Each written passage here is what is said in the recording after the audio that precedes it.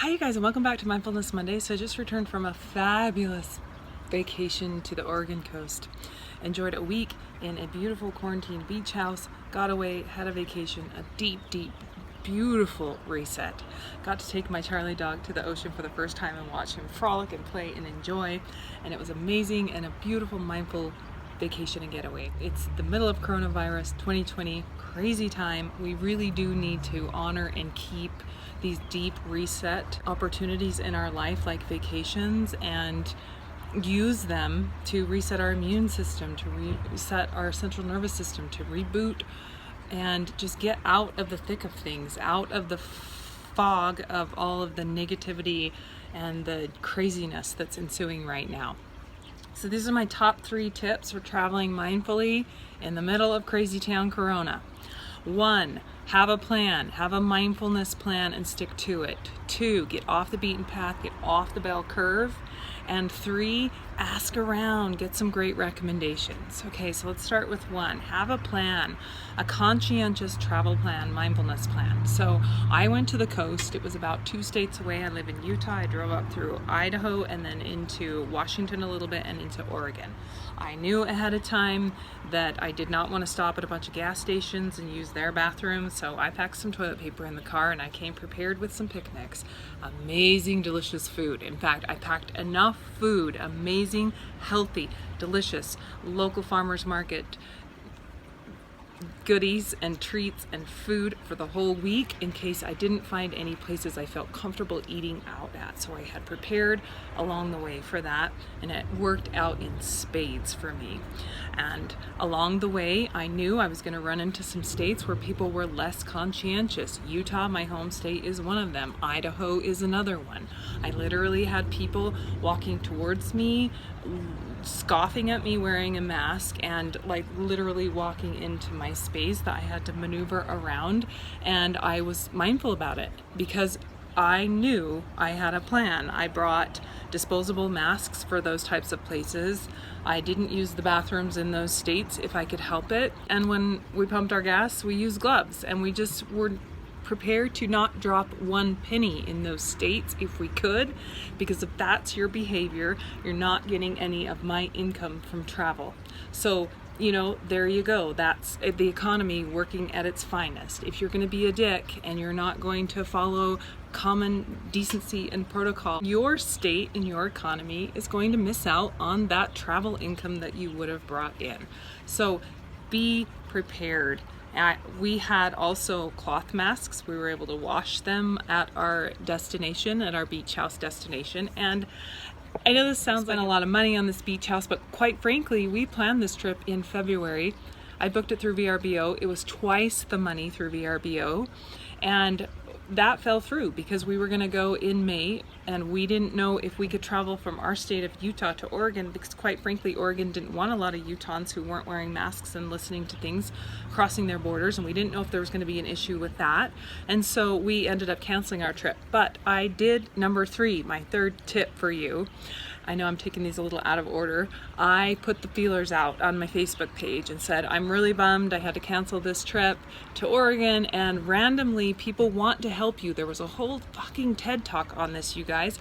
Put the feelers out. People want to help you. My sister piped in and was like, oh, my friend Cheryl lives there. She's beautiful beach house on the coast. She wanted to VRBO it out, and then this happened, and so it's quarantined and open, and we got to VRBO it for half the price that we would have, and she got more of the income because she didn't have to pay it to the VRBO company. So it was a total random win-win. Also, put feelers out of, hey, I want to go to this state. Anybody been there? Know any amazing restaurants or places along the way? We stopped along the way in Hood River, this beautiful little town in Oregon that we loved to stay in, but we didn't end up staying overnight because 1, we had our dog, and 2, we wanted to keep our stays to a minimum to places we knew were safe in quarantine. But we did stop at a Fram brewery in Hood River, Oregon, right down on the river, right down on the water, and we were able to have a beautiful outdoor picnic. They did amazing, safe, conscientious pickup orders, and we got to pick up some great brews and brought them home. And then on the way back, we stopped at a vineyard, which was kind of off the beaten path. So this is my 2nd tip: get off the beaten path. when you stop at places right along the roadway, you're just getting all the traffic of the people and the travelers. So you got to get off that bell curve. I'm an outlier. I have just naturally gravitated to be an outlier. The bell curve is where 90% of the people are. So when they're traveling, they're going to go here and they're going to do this.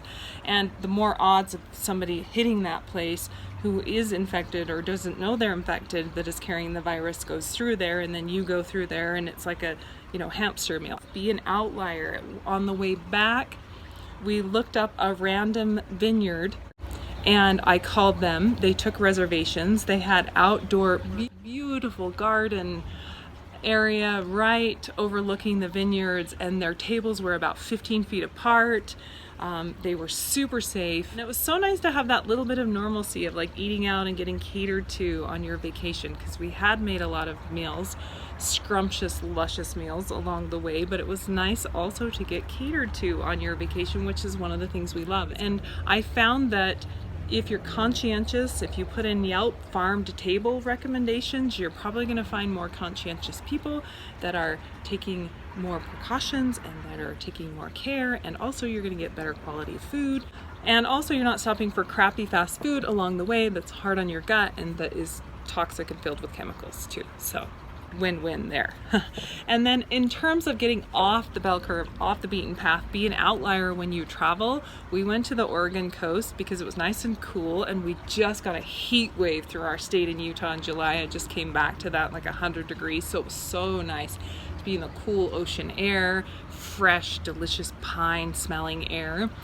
But Oregon coast also has beautiful beaches that are not overrun. They're not crowded. In fact, there were 2 or 3 days I was down on the coast, and this was the week before the 4th of July, and I was one of the only people on the beach. So find places that are off the beaten path. I looked at the photographs when I returned of all the coronavirus and the COVID virus numbers going up in states like Florida, and people were just cram packed on these beaches on the bell curve. Again, get off. Because what happens when you take your time and meander through and get off the bell curve and off the beaten path is you find amazing little state parks and amazing little pullover picnic places that you can just stop and enjoy. And it was great for our dog because he got to get out of the car and run around and play in nature, and it was like he was camping and picnicking for the whole week. And because we randomly, serendipitously didn't get to go to the VRBO place, which is a place we had rented before, we'd already been there before. We got to go somewhere new and got to experience a whole new area and a whole new dimension and a whole new beautiful place to play in. So get out, enjoy, be conscientious, but travel, enjoy life. It's still going on around us. It's changing and evolving and growing, but it's also still going on around us. So make sure you don't miss the moments of this year that could really decompress you, that could really drop your stress levels down, that could really help boost your immune system. I had seen an article about the beach, how the microbials or the microbes in the sand and the beach actually help you strengthen your immune system and fight viruses, things like that. And so I felt really just at peace with the decisions that I made along that journey and along that trip. Now, disclaimer, I'm not a health expert. I don't know if everything I did was right, but I was conscientious and mindful about it. And at the end of the day, that's really all you can be. So thanks for joining me today, you guys. Namaste.